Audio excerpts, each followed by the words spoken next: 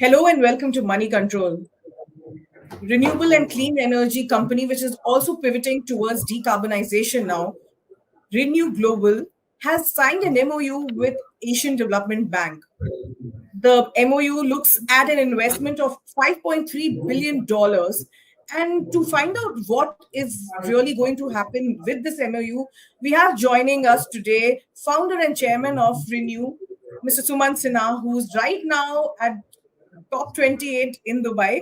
Welcome to Money Control, Mr. Sinha. Thank you, Rachita. Mr. Sinha, very interesting development with ADB here. $5.3 billion of investment that you are trying to plan with ADB. Help me understand what this MOU actually will translate into. What are the contours of the transaction?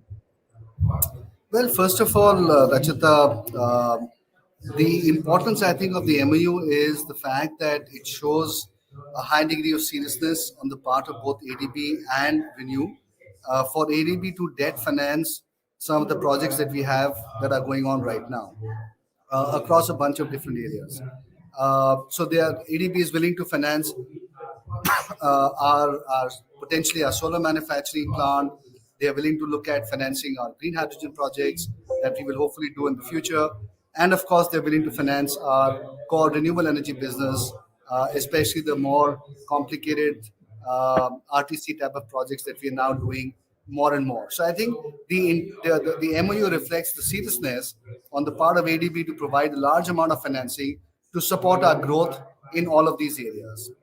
And I think it's very important because for a multilateral bank like ADB to be signing this MOU, I think shows how committed they are to Renew and to our business to help us make sure that we are able to scale up faster in helping all of us try to achieve carbon mitigation and climate change mitigation as we all want to. So I think from that standpoint, it's a great positive. Mr. Sinha, you have already made a significant investment in expanding your capacity. If I'm not wrong, $8 billion is what you have already invested. Help me understand, how does this investment, come into play? Will this be only in the renewables space or also towards decarbonization? What exactly would be, the final details here? Well, you're absolutely right that our balance sheet size is now actually approaching $10 billion, and we've raised a large amount of debt, obviously, to finance our projects because we are able to leverage our projects 3:1 typically. And as we grow in the future, hopefully, whatever we've done in the last 10, 12 years, we'll be able to do literally in the next 2 to 3 years because that's the pace and scale of the change that is required and the growth that we are seeing around us. And therefore, all the capital that we've raised in the last several years, last 10 years, we now have to raise literally in the next 2 to 3 years. And that is why getting access to the kind of debt funding that we are getting. Keep in mind also that we've signed an agreement, an MOU, a similar MOU with PFC and with REC as well for close to $4 billion each. So I think what is very clear, therefore, from all of this should be that our debt financing is pretty much taken care of. Between all of these institutions and entities, we will be able to raise debt for all of our future projects. Now, your question was, what are they? As I said, our core business is the complex projects, the RTC projects that we will be doing in the future. There is also projects that we will be doing around solar manufacturing potentially, around green hydrogen, and around storage. So all of those projects are things that ADB is going to be willing to look at financing for us. I can hear some clapping in the background. You're at COP28, and how's the mood there? Well, it's very interesting. This COP is quite different from the other COPs that I've attended because, number one, there is a much larger amount of participation here, and it's almost become like a gathering ground for everybody in the climate change industry, Rachita. And you should have been here as well, actually. Would have given you a lot of opportunity to meet a whole bunch of people, which is really what is the value that I'm finding. So it's really become like not a little, but a big Davos for climate change. And you're able to meet bankers, civil society, think tanks, other corporates working in this area.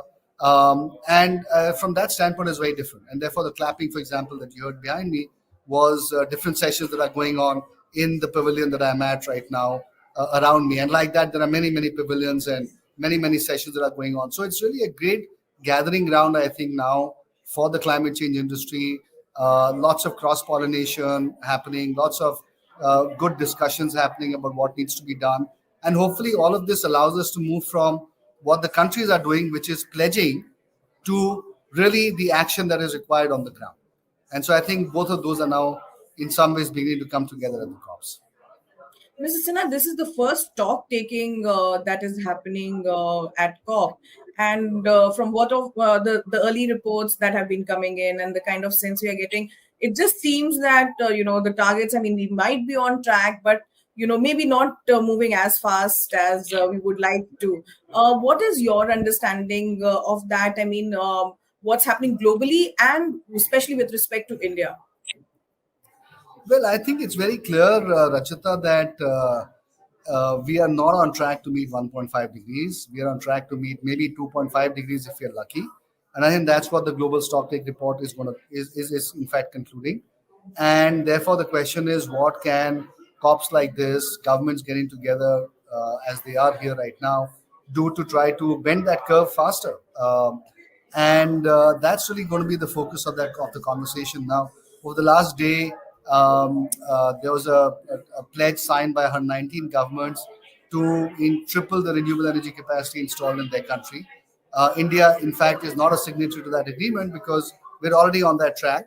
But that agreement also included some language around coal that was not, something that the Indian government agreed with. But that is one big thing that happened. The second big thing that is going on is what to do about financing, what to do about multilateral development bank rules. I think there's a lot of work going on and thinking about that. Thirdly, what's going to happen around carbon markets? Lots of conversations happening in that area. And then I think, of course, the other thing is the oil and gas industry is much bigger part of this conversation this time. So let's see if anything worthwhile comes out from all of that. So it is a bit of a disappointment for champions of climate change. I mean, you have been very actively looking at this space that we might not be able to meet the targets as such. But what I wanted to understand, you mentioned the pledge that was signed at COP and how India refrained from signing it. Now, of course, the coal bit could have been an issue, but what is your understanding of it? Is there a larger concern about India not being on board with this pledge, and is there a larger concern that India has a big say now globally, and if countries like India and China are refraining from this, is there a concern that probably the consensus that we had been able to manage on climate change issues probably is not as weak as strong as before? No, I don't think that's the case, Rachita, because see, everybody knows that India already had a target for more than tripling our installed renewable capacity by 2030. I mean, and the Prime Minister has been very categorical about stating that in public at the UNGA, where he first came up with this target 3 years ago. So India actually has been at the vanguard of setting these targets, and so I think that everybody knows that India is right at the leading edge of all the efforts around climate change. So the fact that India has not signed the agreement, I don't think is really bothering anybody. Similarly, China is adding capacity at a rate that no other country in the world is adding. I think they might add almost 40 to 50% of the world's entire installations of renewable energy this year. So you can't fault either China or India as far as the speed and scale of what is being done in our respective countries. I think the good part about this pledge is that it's getting a lot of other countries who were in fact tardy on coming up with renewable energy installations in their countries to actually step up. So I don't think there's any concern around India. And keep in mind, from an India standpoint, we've always been consistently maintaining that it's not a question of phasing out coal; it's a question of phasing out all fossil fuels.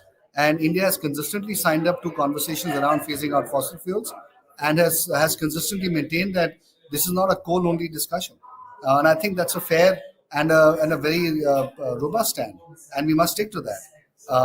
I think this particular agreement, the pledge to triple renewable energy capacity, included language to phase out coal, which is why the Indian government chose to refrain from signing it. But I don't think it's caused any consternation simply because everybody knows that India is already on that track and trajectory right now.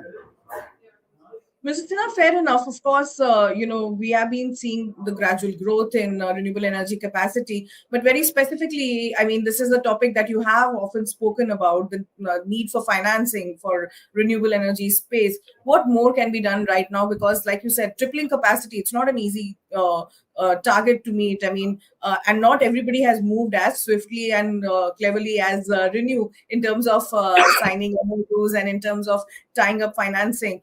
What is the total target that we might have to face, and what more can India do right now? See, India is already doing a lot. I think that as far as pledging, as far as targets are concerned, there's nothing that is found wanting in the Indian context. If anything, as I said, the government is being very proactive. What we now need to do is translate those targets into actual action on the ground. And and excuse me, that is where we need better issues around land acquisition and equipment sourcing and equipment supply chain for equipment. I think those are the areas that we need to do some work on. A lot of that isn't sitting in the hands of the corporate sector, but we do need to work closely with both the central government and state governments to make it happen. Coming back to Renew, Mrs. Sinha, you have ambitious targets when it comes to renewable energy and green hydrogen, and now, of course, with the pivot towards decarbonization, that's an exciting space. How are we on track with your manufacturing capacity addition and your generation growth targets going ahead? No, we are, Rachita, we are very much on track right now. As you might be aware, we have currently close to 9,000 megawatts of commission capacity, and we have won auctions where of another 8,500 megawatts on top of that. For half of those PPAs have also been signed, and a lot of this will be getting built out over the next 2 to 3 years. So there's a lot of work that we need to do to make it happen because, as you know, capacity addition on the ground in India is not an easy proposition. It does take a lot of combined effort of all of our great people at Renew um, and a lot of problem solving to make that happen. So I think that is well on the way. We're also looking at newer business areas which are based around decarbonization, whether it's trying to build out a green hydrogen business or build out a carbon business. Um, and of course, manufacturing we've had to get into because largely because of government policy and to ensure that we had our own security of supply. So those are all areas that we're working on right now. And whenever anything is at a point where it can be shared or it is concrete, we will of course be happy to share that with you. Mr. Sinha, seems like you have started a tradition of sorts. I mean, last COP in Egypt, you announced a Big Bang development with the green hydrogen that project that you're looking at in Egypt, and this year, of course, this tie-up with ADB. In terms of, I mean, if this is a tradition, will should we expect some Big Bang announcements by next year as well? It's hard to say, Rachita. I would surely hope that would be the case, but who knows? A year is a long time in our sector and in our industry. But we will certainly try not just to create announcements at COP, but to keep doing what we have to do, which is to add, more and more renewable energy capacity, build out more decarbonization areas, and do our little bit for saving humanity, because ultimately that's the task that we are involved with right now. And I think let's never forget that what we are doing is important for our future generations. It's important for our quality of life, and that is really, to my mind, more than anything else, the most important mission that we are embarked on. Before we wrap up, Mrs. Sinha, I mean, COP is underway, and of course, there are more discussions that are going to happen. There are more declarations that may come during the process. I want to understand your take on what could be the best outcome from this particular COP, and what is one thing that you will be a little concerned about.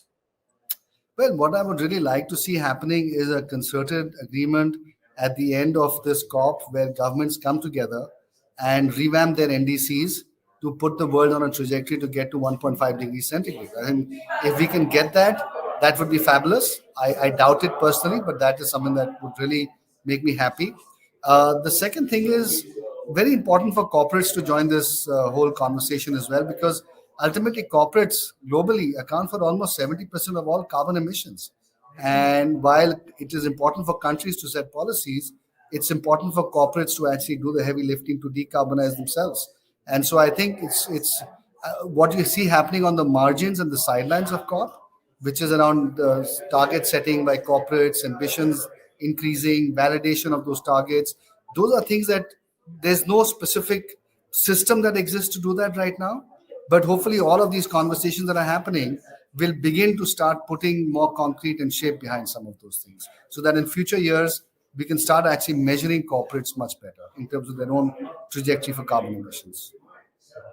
So you're looking at somewhat of a revised timeline and the countries coming together to kind of address it. Revised timeline for countries to address what? Sorry. On the targets, you said that the NDCs you're Yeah, I mean, it expecting. would be great, no, because right now, if you add up all the NDCs, it gets us to 2.9 degrees centigrade, and that's not obviously good enough. So Yeah. we need revised NDCs, and that was the whole purpose of the stock take, was exactly that. That after 7 years of COP21, sorry, in Paris, that there would be a stock take, and then countries would then relook at their NDCs to see what else they could do. Fair enough. Fingers crossed on that one, and hope something positive comes out on that. Wish you the best for COP, and hope to talk to you again soon on this. And best of luck for the MOU with ADB. Thank you so much for your time, Mr. Sinha. Thanks, and we'll stay in touch. Thank you. Yeah, thank you.